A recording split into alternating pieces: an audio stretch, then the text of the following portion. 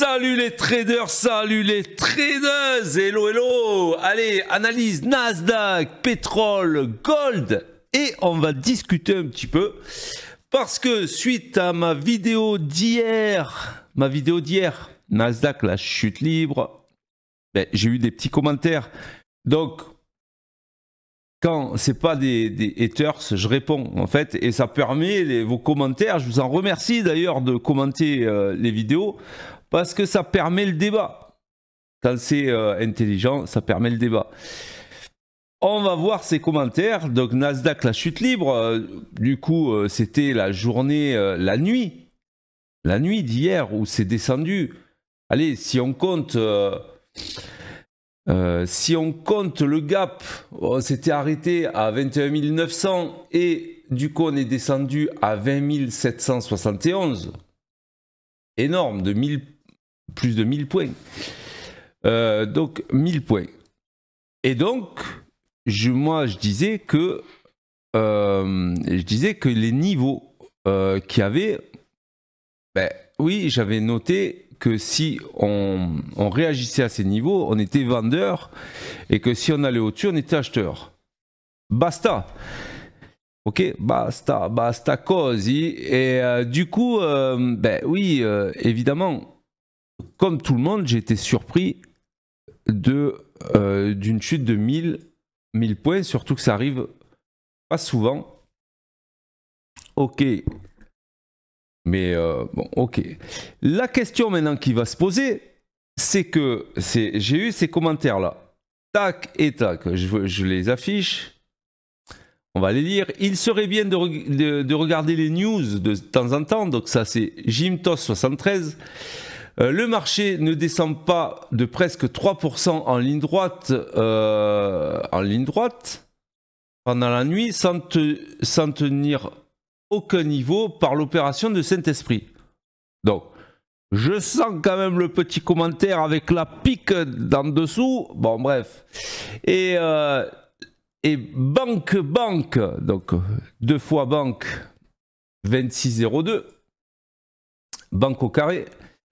C'est la déclaration de Trump sur les droits de douane sur la Colombie qui a baissé le Nasdaq ou les autres indices US et non une zone de prix. Tu oublies le fondamental. Voilà un bon débat qui est lancé, messieurs, dames. Messieurs, dames, est-ce que, déjà la première question, tu oublies le fondamental. Est-ce que j'ai besoin du fondamental pour trader? Ça, c'est la première question. Est-ce que j'ai besoin du fondamental pour trader et pour gagner? Surtout pour gagner, parce que pour trader, tout le monde peut trader, mais pour gagner. Première question. Ça, c'est un débat qui est vieux. Et qui est autant vieux que le trading, hein, en fait, que le trading, on va dire, moderne, électronique.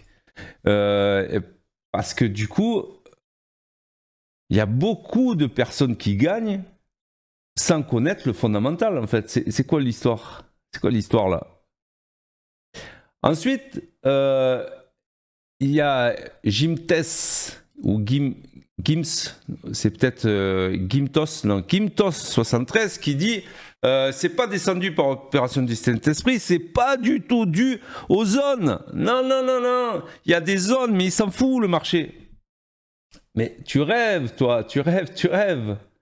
En fait, toi, tu expliques que en fait, il y a des zones, mais que en fait, c'est pas parce qu'il y a des zones que les zones ça marche. En fait, et que finalement, il faudrait lire Trump toute la journée, les tweets. Non, c'est pareil. Moi, je fais de la technique. Tout est dans la technique. Donc, il y a des zones. C'est pas parce qu'il y a des zones que je short. C'est parce qu'il y a un ratio que je short. C'est pas parce qu'il y a des zones que j'estime que ça va chuter. Je le prends parce qu'il y a un potentiel par rapport à une zone, si c'est une zone weekly, une zone daily, une zone 4 heures, etc. Et si j'ai une configuration technique sur cette zone, je vends. Parce que, ok, mais croire que, comme par hasard, il y a des annonces au moment où c'est sur la zone et que c'est que grâce à aux annonces. Alors là, écoutez-moi bien, ça, c'est complètement faux. C'est complètement faux. Voilà.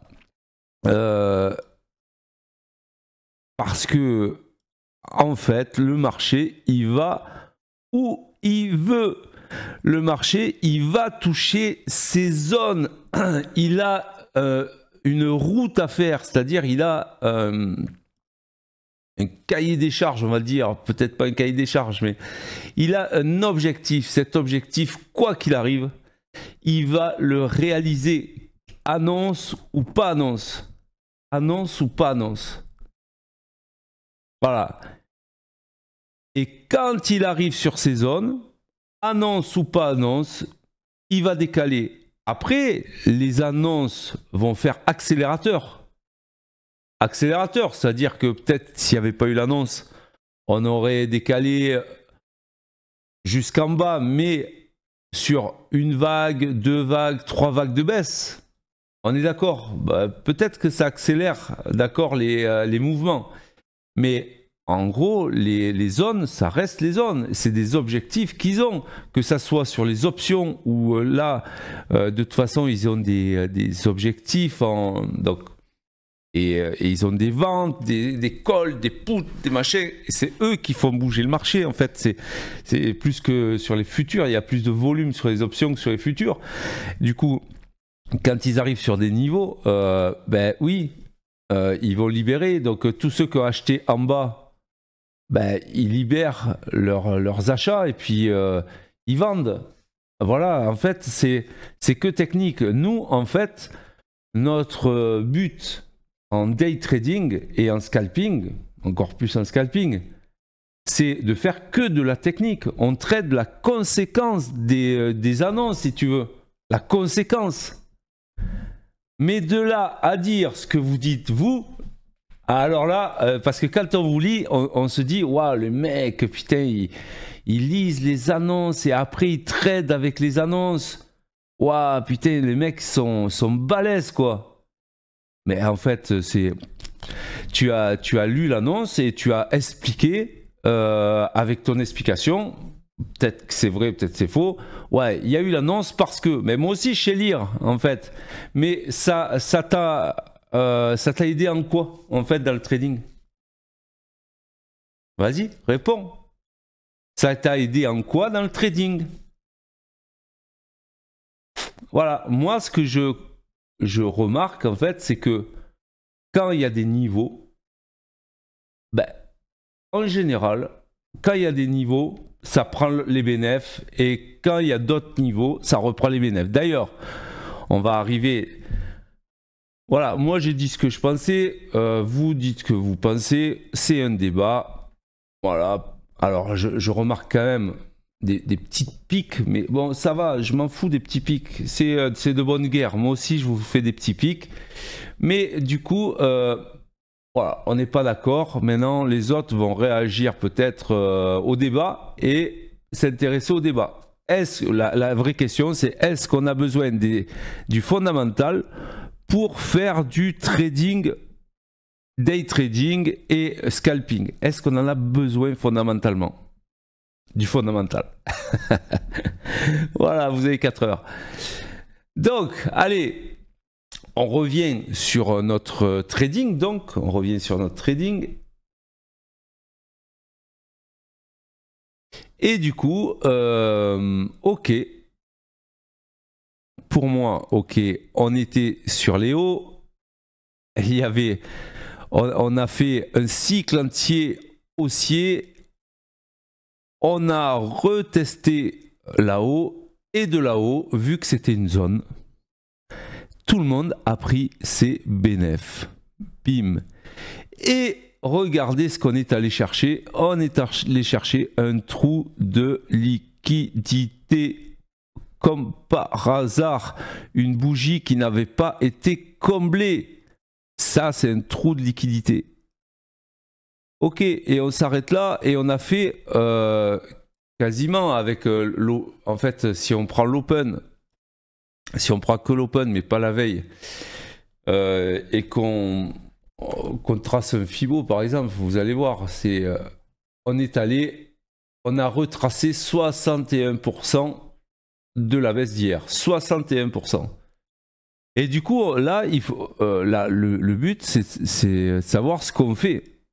Ce qu'on fait, si ça monte, moi je sais pas, si ça va monter, ça va baisser, ça va retester les bas. Donc l'idée d'une analyse, c'est toujours de se dire quels sont les probas et quels sont les probas que ça monte, quels sont les niveaux clés en fait sur lesquels je vais acheter à partir de là, je vais vendre à partir de là. Moi, que ça monte ou que ça baisse, je m'en fous en fait. Je suis pas. Moi, je vais être toujours dans le sens que je pense être le bon à partir de certains niveaux. C'est comme ça que ça fonctionne, hein. C'est pas plus. Hein. Et c'est pour ça que je lis pas les annonces. Moi, je traite la conséquence, si vous voulez, des annonces. Mais je traite pas les annonces. D'ailleurs, tout se voit dans les bougies. Quand il y a des annonces, ben ça se voit. Si ça monte, vous aurez une bougie verte. Si ça baisse, vous aurez une bougie rouge. Moi, je trade ce que je vois. En fait, c'est pas, je traite pas ce que je lis. C'est impossible de toute façon. C'est impossible, impossible. Donc du coup, regardez, qu'est-ce qui s'est passé hier? Si on met en weekly, eh bien, si on met en weekly, regardez, ça c'est la bougie d'hier. Elle est en weekly, mais c'est que la bougie de lundi. En fait, il ne s'est rien passé. Si je regarde le weekly, il ne s'est rien passé. Il n'y a pas d'événement du tout. Il n'y a rien.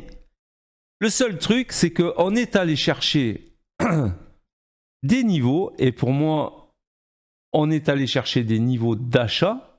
Déjà, sur les Fibo et puis sur les Fibo dynamiques du Senjoku et puis les niveaux weekly. On est allé chercher, on est très haussier en weekly, on est allé chercher des niveaux comme si ça rechargeait un petit peu les batteries. Et du coup, ben, on se dit, cette bougie-là, en réalité, on est allé recharger ici, ben, elle peut très bien repartir dans le sens du mouvement principal, c'est-à-dire haussier. Ça, c'est la première possibilité. Donc je me dis, ok, si ça c'est une possibilité, c'est quoi ma zone d'invalidation? C'est-à-dire la zone sur laquelle je vais dire, ouais mais à partir de quand ça passe vraiment baissier quoi? Eh ben je dirais, là on va mettre une zone, si vous voulez, ici sur le bas de la mèche. En weekly hein, je parle. Donc en weekly sur le bas de la mèche, on est à 20 700. À partir de là, si on casse ça très fort et à ce moment-là, je dirais ok, là je suis vraiment très baissier quoi. Surtout qu'on passe en dessous de tout quoi et on invalide la théorie d'eau, on invalide tout. Donc à partir de 2700, là je marque la flèche, mais en fait en réalité on le verra. Mais oui, ça passe très baissier, on va dire. Allez, très baissier. Et il faudrait que ça confirme plein de choses. Mais en gros, tant qu'on est au-dessus de cette zone, pour moi, c'est haussier. Enfin, c'est haussier. J'achète, en tout cas. Moi, c'est ce que je fais qui compte. C'est haussier, c'est baissier, je m'en fous. Donc, on part de ce principe-là. Donc, en fait, cette bougie-là, elle est juste venue chercher une zone et elle repart. On pourrait très bien terminer en fin de semaine avec une bougie verte, en fait, en weekly. Et là, vous allez me dire quoi? Que l'annonce est... Oui, mais parce qu'il y a eu une contre-annonce? Non, c'est pour ça, moi je m'en tape des annonces, en fait. Parce qu'on sait très bien que ça n'a aucun impact sur le mouvement principal, en réalité. C'est des annonces ponctuelles, mais ça n'a aucun impact. Aucun impact. Donc voilà. Donc, moi, l'idée, c'est de trouver des achats là-dedans. Alors, techniques, là-dedans pour pouvoir remonter. Alors peut-être plus bas que ce qu'on est là.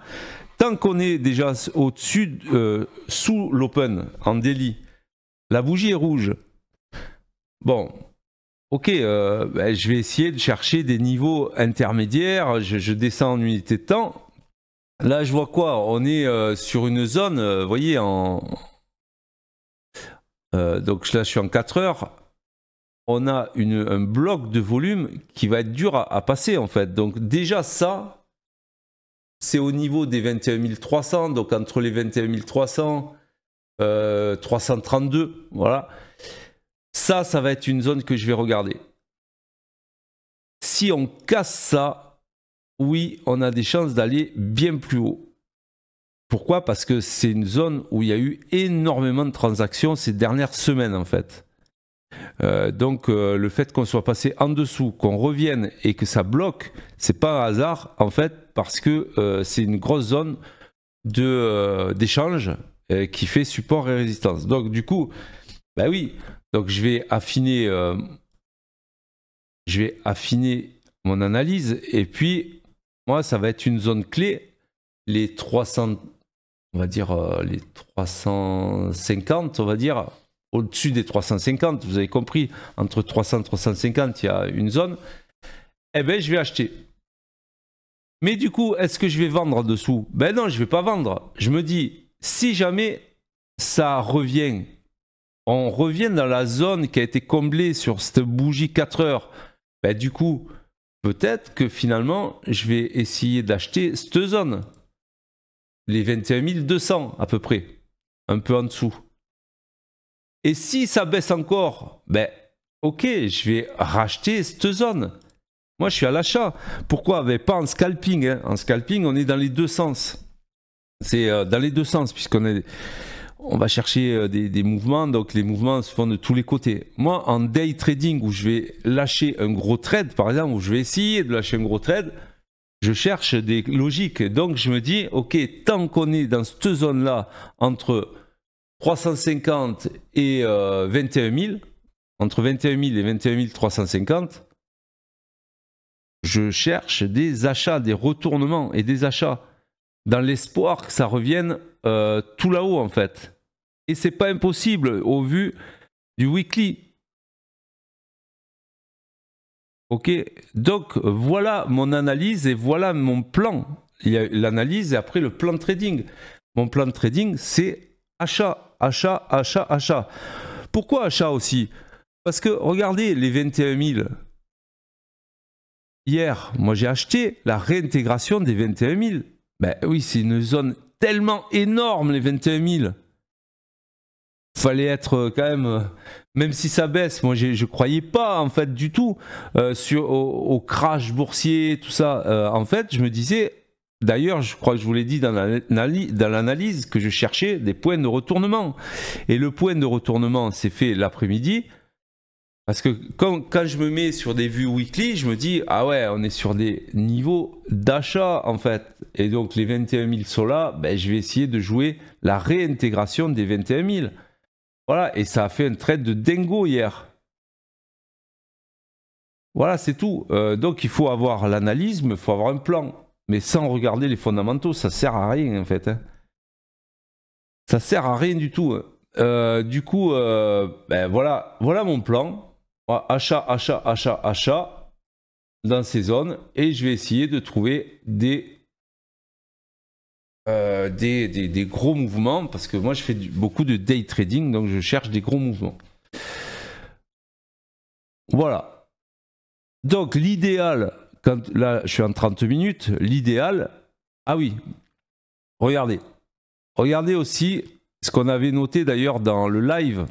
On est sur une oblique, énorme oblique sur les sommets qu'il y avait eu. On peut le voir en 4 heures aussi, peut-être. Si je me mets comme ça, on peut le voir en 4 heures. C'est-à-dire que si je fais une oblique comme ça, regardez, tac, une oblique comme ça. Et qu'est-ce qu'on a fait en fait? On a réintégré cette oblique. Donc je peux considérer que ce mouvement, c'est un pullback de cette oblique. Un pullback. Donc quand on fait une cassure, enfin une cassure d'oblique, très souvent on fait un pullback. Et quand on fait un pullback, eh ben, on repart. Donc moi, en quoi c'est intéressant, c'est que ça va me faire un repère sur le marché. Un repère, c'est-à-dire que là je suis en 30 minutes, donc j'affine mon plan et je me dis, ok, maintenant, ben, peut-être que finalement, là, si ça revient là, j'achète, ou si, même si ça s'enfonce un petit peu, mais je rachète les réintégrations. Donc pour moi, là, c'est acheteur. Donc du coup, après, on continue le plan, CTRL F3, non, c'est CTRL F2. Et au-dessus de l'open, j'achète. Voilà, et ça, c'est mes plans. Ça, c'est mes plans. Et du coup, il n'y a pas de vente. Il n'y a pas de vente. Et voilà. Donc, j'ai affiné, en fait, en quelque sorte. C'est une petite méthode en entonnoir, en fait. Et donc, je me dis, OK, weekly, j'achète. Daily, je ne l'ai pas fait, mais... bon, c'est pareil, je vais essayer de trouver des points d'achat.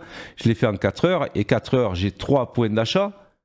Et vous voyez que finalement, la flèche que j'avais mise, ça correspond au pullback de l'oblique. Et puis en 30 minutes, eh ben, j'achète. Voilà. Donc en gros, l'analyse,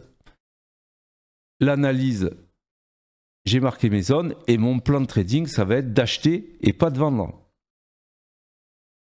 Donc, si c'était une annonce si terrible que ça, bah, ça se verrait. En fait, on n'aurait pas réintégré tous ces niveaux. D'ailleurs, le niveau rouge que vous voyez là, c'est le plus bas du mois précédent. En fait, on est juste venu chercher des niveaux. Hein. Juste venu chercher des niveaux. Et là, bah, du coup, vous connaissez bien les Américains maintenant.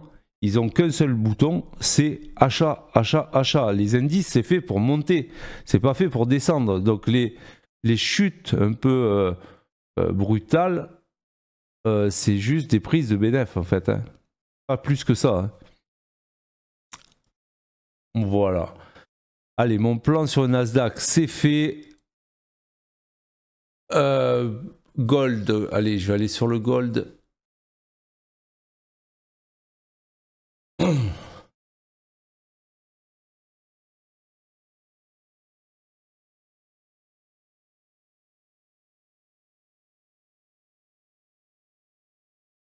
Ok. Le gold, allez, on va prendre du recul. On va prendre du recul. Donc le gold, on est toujours... En fait, quand on regarde le weekly, on est très très haussier. Très très haussier sur le gold. On est d'accord. Par contre, là, on était sur des zones. Donc on va regarder ces zones. Là, en daily, regardez, c'est les flèches de la semaine dernière. Hein. Et évidemment que ces zones-là, c'est vendeur.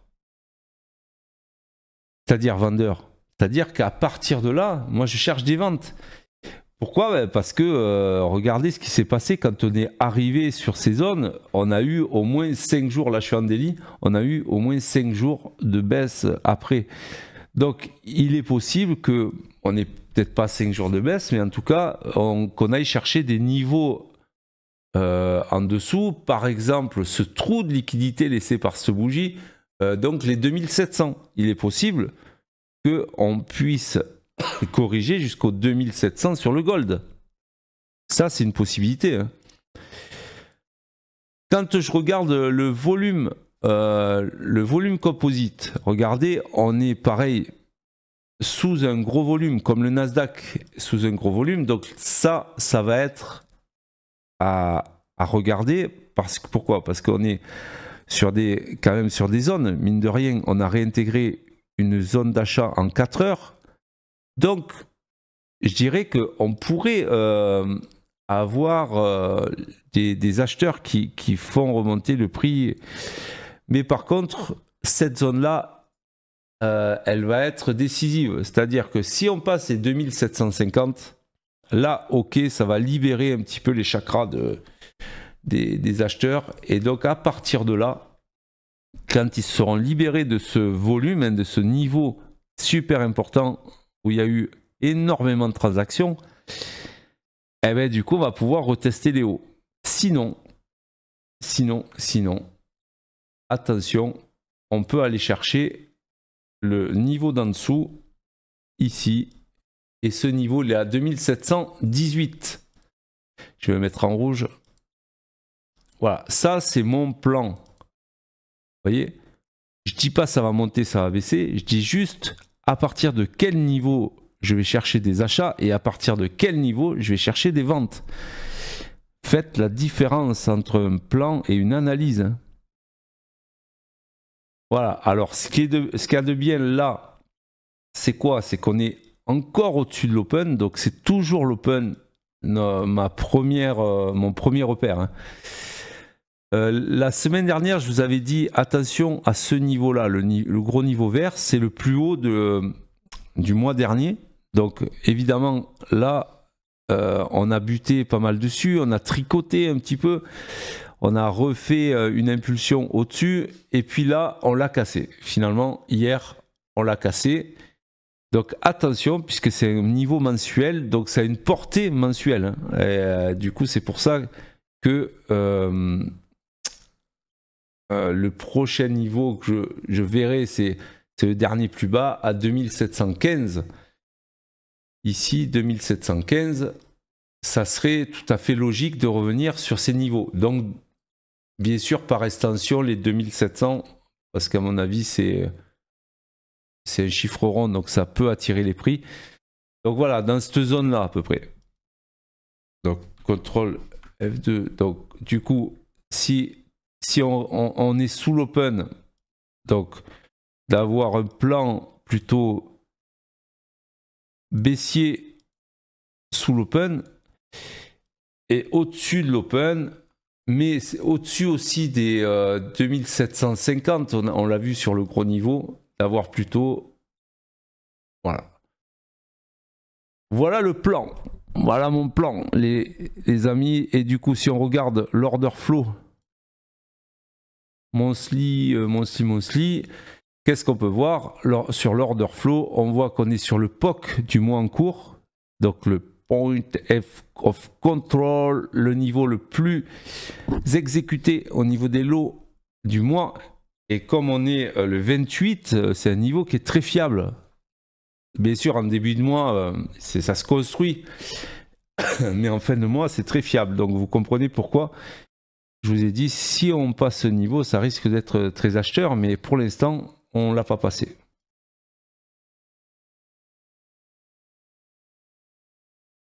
Voilà. Donc le niveau, quand on regarde sur l'order flow, d'ailleurs, un niveau super intéressant, ça serait les 2732. C'est la value area basse en weekly de la semaine dernière. Donc ça pourrait être intéressant. Ça relèverait un petit peu les niveaux que j'ai mis tout à l'heure, les 2700.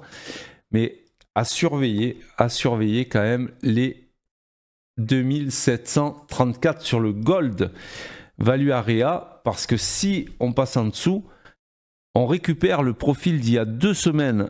Et si on récupère le profil d'il y a 2 semaines, ça peut revenir. Et regardez le trou de liquidité qu'il y a. Quand je vous parle de trou de liquidité, c'est ça. En fait, les bougies que vous croyez que c'est juste des trucs inventés par ICT. Non, non, c'est ICT qui... C'est du coup, vous voyez, c'est juste des trous de liquidité. Quand ça passe très très vite, on le voit sur les volumes en fait. C'est des trous de liquidité. Et ça, c'est des niveaux qu'on va forcément, si on s'approche, on va les rechercher. Donc ce niveau-là, il est à 2695. Vous voyez? Et on le voit sur le profil weekly. Donc si on réintègre le profil d'il y a 2 semaines, on risque de dévaler la pente jusqu'à 2695. Donc attention, attention. Ok les gars, les filles. Voilà, je mets une fléchaille.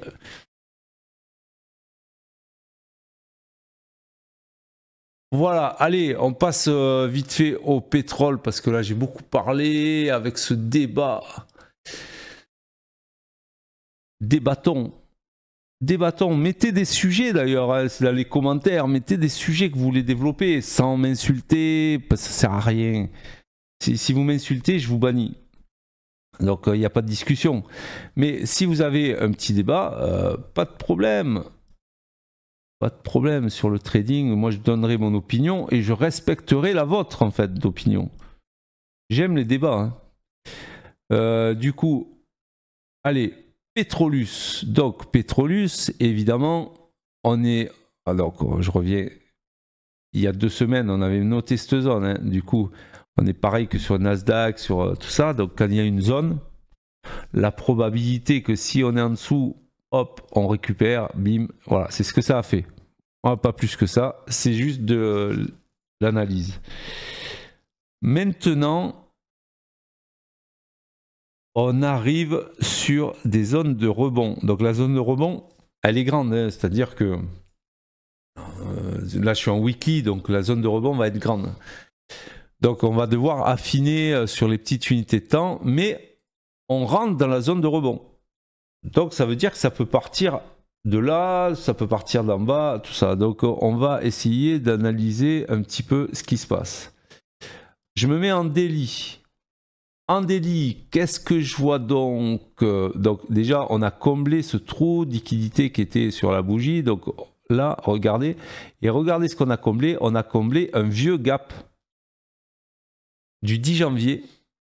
9-10 janvier. On a comblé un vieux gap. Donc, et là, vous voyez qu'en daily, regardez mon Senjoku. Alors, je sais que vous n'avez peut-être pas la chance d'avoir le Senjoku. Tous, quoi. Mais on est sur une zone de rebond énorme ici. Donc je dirais que si j'affine, ici, on est sur un niveau d'achat. Et il n'y aura que des niveaux d'achat en fait sur le pétrole. Ben, je vous l'ai montré tout à l'heure sur le weekly. Vous comprenez cette méthode un petit peu en entonnoir.